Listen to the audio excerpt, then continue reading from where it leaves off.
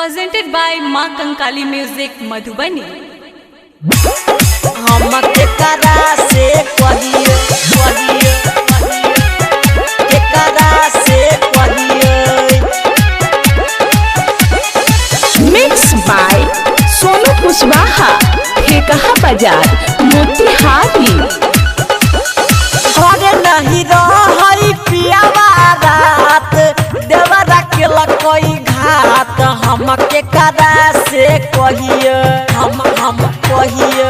घरे नहीं रही पियावा रात, देवरा के लकई घात। हम केकरा से कहिए तो माने नहीं हमारा बात। हम केकरा से कहिए तो माने नहीं हमारा बात। हम केकरा से कहिए केकरा से कहिए। हम केकरा से कहिए। Music by Robin Imraj. हम केकरा मिक्स से बाय कहिए। सोनू कुशवाहा, ठेकहा बाजार, मोतिहारी। तऊ चुपे से घर में घुसलई, धोई डलेला कोई पाजा में। तमाना के तनो करत रहिए, हमारा देला कोई साजा दे। तऊ चुपे से घर में घुसलई, धोई डलेला कोई पाजा में।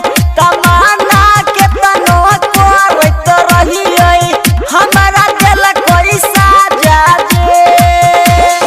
पियावा जनतै त कोना मनतै, दिलवा छै हैरान। हम केकरा से कहिए तो माने नहीं हमार बात। हम केकरा से कहिए तो माने नहीं हमार बात। हम केकरा से कहिए हम केकरा से कहिए। हम केकरा से कहिए। मिक्स बाय सोनू कुशवाहा, ठेकहा बाजार, मोतिहारी। presented by माँ कंकाली म्यूजिक। पियावा रो बिनयो महाराज, नहीं बुझाई छै बात के। त देवरा रोहित सुमित, छोड़ देला कोई साथ जे। त पियावा रो बिनयो महाराज, नहीं बुझाई छै बात के।